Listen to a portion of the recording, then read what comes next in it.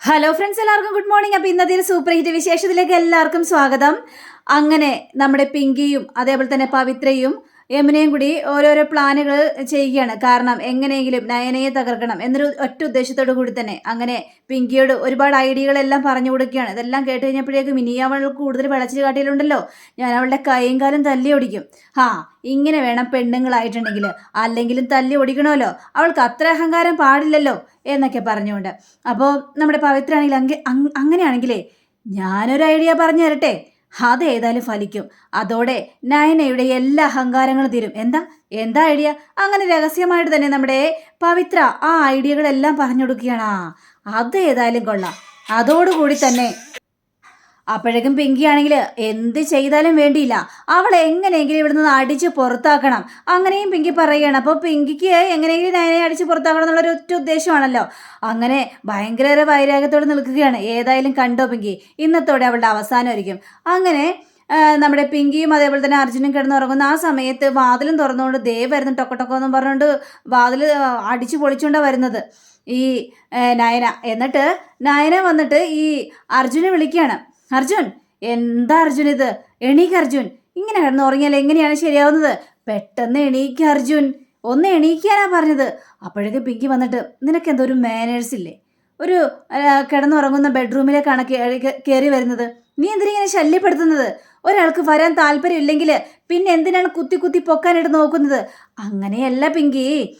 അതായത് അർജുൻ എപ്പോഴും ജോഗിങ് ചെയ്യാനായിട്ട് പോകുന്നുണ്ടല്ലോ, ആ സമയത്ത് ഞാൻ അർജുനെ വിളിക്കാൻ വേണ്ടി വന്നതാണ്. നീ ആരെ വേണമെങ്കിലും വിളിക്കാതൊന്നും എനിക്ക് പ്രശ്നമല്ല.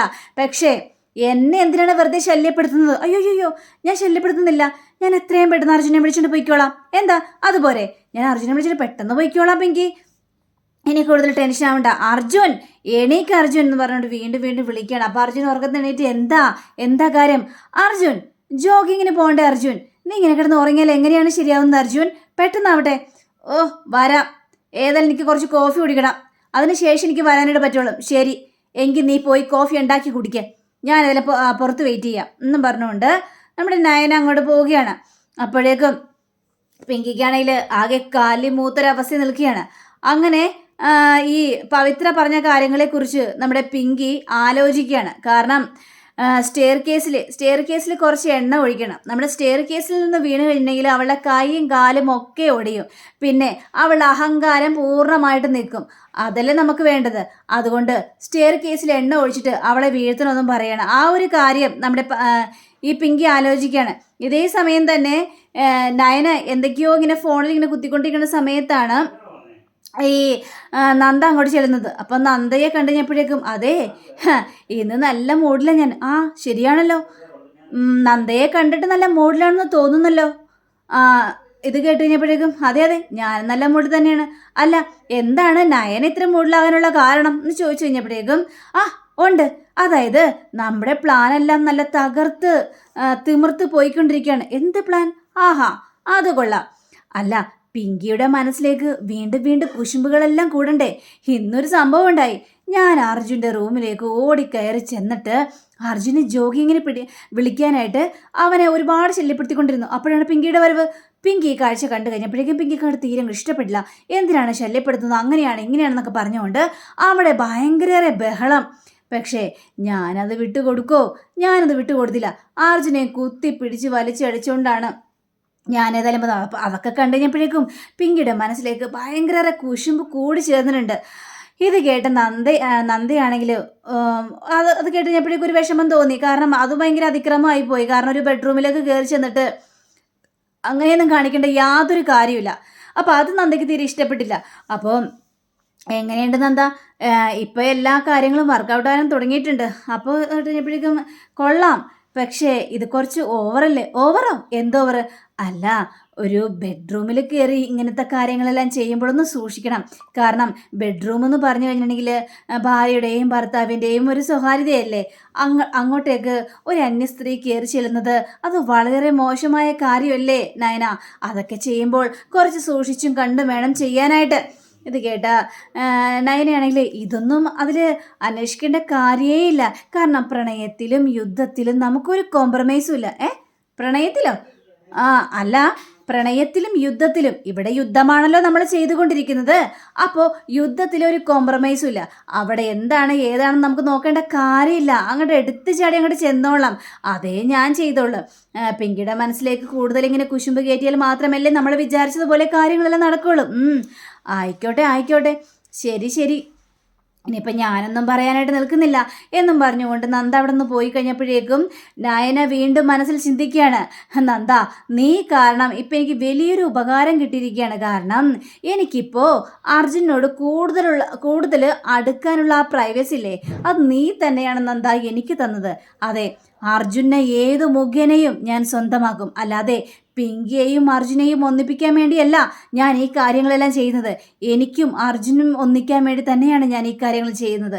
അതിന് ഏതറ്റം വരെയും പോകാനായിട്ട് ഞാൻ തയ്യാറാണെന്ന് മനസ്സിലിങ്ങനെ ചിന്തിക്കുകയാണ്. ഇതേ സമയം തന്നെ നമ്മുടെ പിങ്കിക്ക് ഉറക്കൂല. പിങ്കി ആണെങ്കിൽ എല്ലാവരുടെയും വാതിലിൽ പോയി തട്ടിമുട്ടി വിളിപ്പിക്കുകയാണ്.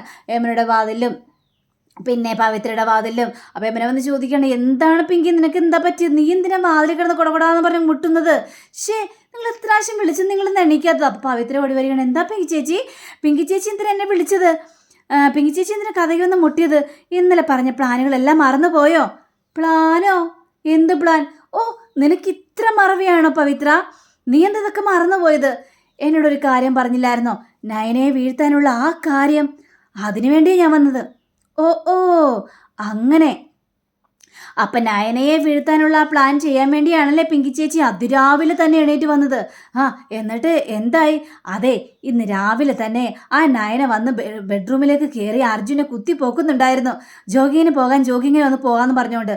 എന്നിട്ട് നീ അതിൽ നോക്കി നിന്നു പിങ്കി? അവൾ അപ്പം തന്നെ അടിച്ചോടിക്കണ്ടേ? ഓ, ഞാനൊന്നും ചെയ്യാനായിട്ട് പോയില്ല. പക്ഷേ നമ്മളിനൊന്നും പറഞ്ഞിട്ട് കാര്യമില്ല. എന്നിട്ട് അർജുൻ എന്ത് പറഞ്ഞു? അർജുൻ പോയോ? പോയിട്ടൊന്നുമില്ല. അർജുൻ ഏതായാലും പറഞ്ഞ് ഞാൻ കോഫി കുടിച്ചിട്ടേ വരുന്നുള്ളെന്ന്. അപ്പം കോഫി കുടിക്കുന്ന ആ സമയമുണ്ട്. ഏതായാലും നയന കുതിര തുള്ളുന്നത് പോലെ തുള്ളിക്കൊണ്ട് വരൂല താഴത്തേക്ക്. അപ്പം അവൾ വീഴണം ആ സ്റ്റെയർ കേസിൽ നിന്ന്. അതിനു വേണ്ടി പവിത്ര പറഞ്ഞ ആ പ്ലാൻ തന്നെയായിരിക്കണം നമ്മൾ ചെയ്യാനായിട്ട് പോകുന്നത്. ഇത് കേട്ടപ്പോഴേക്കും അതേതായാലും നന്നായി പിങ്കേച്ചി. അവളെ വീഴ്ത്തണം. അവളുടെ അഹങ്കാരം ഇതോടെ അവസാനിപ്പിക്കണം. ആ സ്റ്റെയർ കേസിൽ എണ്ണ ഒഴിച്ചിട്ട് അവളെ ഊന്തി താഴെ ഇടണം. ഇതാണ് വേണ്ടത് എന്നും അങ്ങനെ സംസാരിക്കുകയാണ്. അപ്പോൾ ഇതൊക്കെ കേട്ടപ്പോഴേക്കും അതെ അതെ അതെ, അത് തന്നെയാണ് വേണ്ടത്. അപ്പോൾ നമ്മുടെ ഇവനെ പറയുകയാണ്, ഞാനൊരു കാര്യം പറയാട്ടോ, എൻ്റെ മരുമകളായോണ്ട് പറയല്ല, പവിത്ര ഒരു കാര്യം വിചാരിച്ചാൽ അത് ചെയ്തിരിക്കും, നീ കണ്ടോ. അങ്ങനെ പവിത്ര പറയുകയാണ്, ഞാൻ ഏതായാലും കുറച്ച് എണ്ണ എടുത്തിട്ട് വരാം എന്നും പറഞ്ഞുകൊണ്ട് പവിത്ര നേരെ അടുക്കളയിലേക്ക് ഓടി ചെല്ലുകയാണ്. പക്ഷേ ഈ സമയം തന്നെ പിങ്കിയും അതേപോലെ തന്നെ യമുനയും കൂടി ആ ഒരു സ്റ്റെയർ കേസ് നോക്കിയാണ്. അവൾ അവിടെ നിന്ന് വീണ് കഴിഞ്ഞാൽ എങ്ങനെയായിരിക്കും എന്നൊക്കെ ചിന്തിച്ച്. അപ്പോൾ പിങ്കിക്കാണെങ്കിൽ ഒട്ടും ക്ഷമയില്ല. അവളെന്താ പവിത്ര എന്താ വരാത്തത്? എത്ര നേരെ അവൾ പോയിട്ട്? ചിലപ്പോൾ ലക്ഷ്മി അടുക്കളയിൽ കയറുന്ന സമയമാണല്ലോ, അതുകൊണ്ടായിരിക്കുമെന്നേ. ടെൻഷൻ ആവാതെ ഇപ്പോൾ വരുമായിരിക്കും. അങ്ങനെ പവിത്ര ഓടിയെത്തുകയാണ്. ദേ എണ്ണ കിട്ടിയട്ടോ. അതെ, എന്താണ് ആൻറ്റി എവിടെയോ ഒളിപ്പിച്ച് വെച്ചിരിക്കുകയായിരുന്നു എണ്ണ. കണ്ടെത്താനായിട്ട് എന്തോരം ഞാൻ ട്രൈ ചെയ്തെന്നറിയാവോ? ഒരു കണക്കിനാണ് ഞാനിത് കണ്ടെത്തിയത്. ശരി, ഇനി വാഴ കടിച്ചെടുക്കാൻ സമയമില്ല. അവളിപ്പം ഇറങ്ങി വരും. അതിനു മുമ്പ് തന്നെ ഈ എണ്ണ കൊണ്ടേ ഒഴിക്കുക. ശരി, എങ്കിൽ പിന്നെ ഞാൻ ഒഴിക്കട്ടെ? ഒഴിക്കുമോളെ, നീ ഒഴിക്കുക. അങ്ങനെ ആ എണ്ണ സ്റ്റെയർ കേസിൽ ഒഴിക്കുകയാണ് നമ്മുടെ പവിത്ര. ഏതായാലും ഒഴിച്ചിട്ടുണ്ട്. ഇതോടെ അവളുടെ അന്ത്യമായിരിക്കും. അവളിപ്പോൾ കുതിര തുള്ളുന്നത് പോലെ തുള്ളി തുള്ളി സ്റ്റെയർ കേസിൽ കൂടി വരുമല്ലോ. ആ സമയത്ത് അവൾ തലയും താഴെ കിടക്കട്ടെ എന്നും പറഞ്ഞ് അങ്ങനെ ഇങ്ങനെ സംസാരിച്ചുകൊണ്ടിരിക്കുമ്പോൾ നമ്മുടെ അർജുൻ വരുന്നു. അർജുൻ കോഫിയും കുടിച്ചുകൊണ്ട് വരികയാണ്. അർജുനെ കണ്ടു കഴിഞ്ഞപ്പോഴേക്ക് ഇവർ ഞെട്ടിപ്പോയി. ദൈവമേ, ഇനി അർജുൻ ഇതെല്ലാം കണ്ടോന്ന്. അപ്പോൾ അർജുൻ ചോദിക്കണത്, എന്താ 3 പേരും കൂടി ഇവിടെ നിൽക്കുന്നത്? എന്താണ് പ്ലാൻ? എന്താലോചിച്ചുകൊണ്ട് നിൽക്കുകയാണ്? ഇതിടെ അമ്മനെയാണെങ്കിലേ ഒന്നുമില്ല മോനെ. അതെ, കാലത്ത് ബ്രേക്ക്ഫാസ്റ്റ് എന്തുണ്ടാക്കണമെന്ന് ആലോചിക്കായിരുന്നു. അവിടെ ലക്ഷ്മി ആൻറ്റി ബ്രേക്ക്ഫാസ്റ്റ് ഉണ്ടാക്കുന്നു, എന്നിട്ട് നിങ്ങളിവിടെ ആലോചിക്കുന്നു. കൊള്ളാം, നല്ല ആൾക്കാർ തന്നെ എന്നും പറഞ്ഞുകൊണ്ട് അർജുൻ അവിടെ നിന്ന് പോവുകയാണ്. എൻ്റെ ദൈവം, എൻ്റെ പൊന്നുമോളെ, അവൻ അറിഞ്ഞിട്ടില്ല. അർജുനെ ചുറ്റും കണ്ണുകളാണ്. അവൻ ഏതും കണ്ടുപിടിക്കും. നമ്മളേതായാലും രക്ഷപ്പെട്ടു. അങ്ങനെ സംസാരിച്ചുകൊണ്ടിരിക്കുമ്പോൾ വരുന്നു അർജുൻ എന്നും വിളിച്ചുകൊണ്ട് നയനെ കണ്ടപാടെ 3 പേരും 3 ദിക്കിലേക്ക് പോവുകയാണ്, ഒളിച്ചു നിൽക്കുകയാണ്. അപ്പോൾ നയന സ്റ്റെയർ കേസിലേക്ക് ഇറങ്ങാതെ അവിടെ നോക്കിയിട്ട് അർജുൻ താഴത്താണോ അല്ലെങ്കിൽ മേളിലാണോ? അർജുൻ എന്ന് പറഞ്ഞിട്ട് വിളിക്കുകയാണ്. അപ്പോൾ അർജുൻ വന്നിട്ട്, എന്താ നയന, നീ എന്തിനാ വിളിച്ച് കൂവുന്നത്? നീ ഇവിടെ നിൽക്കുകയായിരുന്നോ? അല്ല, ഞാനേ നീ താഴത്താണല്ലോ മുകളിലാണെന്നോ അറിയാൻ വേണ്ടി വിളിച്ചു നോക്കിയതാണ്. നീ ഏതായാലും താഴത്തുണ്ടല്ലോ, എനിക്ക് പെട്ടെന്ന് വാ, നീ ഇവിടെ ഇറങ്ങി വാ, ജോഗിങ്ങിന് പോകണ്ടേ. ആ ശരിയാ, നമുക്ക് ജോഗിങ്ങിന് പോകണ്ടേ എന്നും പറഞ്ഞുകൊണ്ട് നമ്മുടെ നയന ആ സ്റ്റെയർ കേസ് തുള്ളി തുള്ളി ചാടി ചാടി വന്നു കഴിഞ്ഞപ്പോഴേക്കും ദേ കാല് തന്നെ പടക്കമെന്നും പറഞ്ഞ് നമ്മുടെ അർജുൻ്റെ നെഞ്ചത്തേക്കാണ് വീണത്. ഇത് കണ്ടോടെ തന്നെ പിങ്കിയുടെ ഇടപാട് തീർന്നു.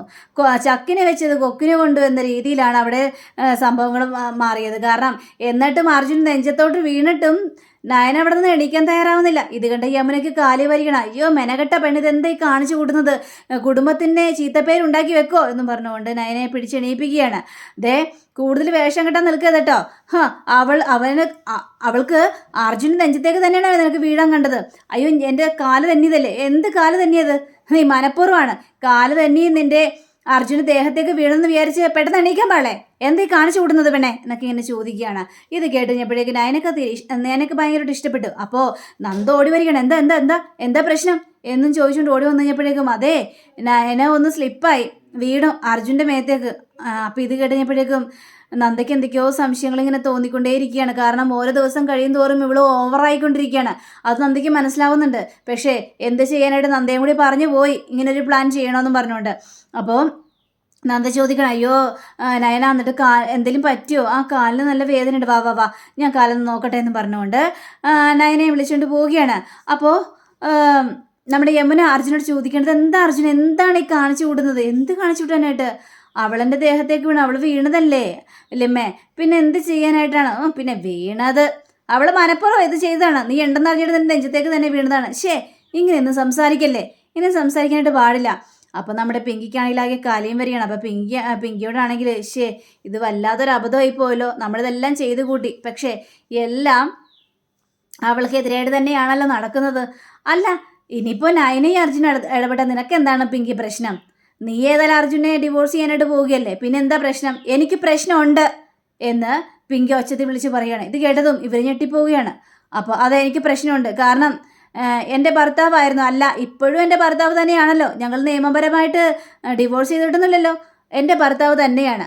അപ്പോൾ എന്നെ നോക്കൂത്തിയായിട്ട് നിർത്തിയിട്ട് അവള് എൻ്റെ ഭർത്താവിനോട് ഇടപഴകുന്നത് എനിക്കായിട്ട് തീരെ ഇഷ്ടപ്പെടുന്നില്ല. അവളെൻ്റെ ക്യാരക്ടറിനെ അത് ബാധിക്കുന്നത്. അതുകൊണ്ട് ഇതൊന്നും വെച്ച് ഉറപ്പിക്കാനായിട്ട് ഞാൻ തയ്യാറല്ല എന്ന് നയന പറയുകയാണ്. അപ്പോഴാണ് നയനല്ല പിങ്കി പറയുകയാണ്.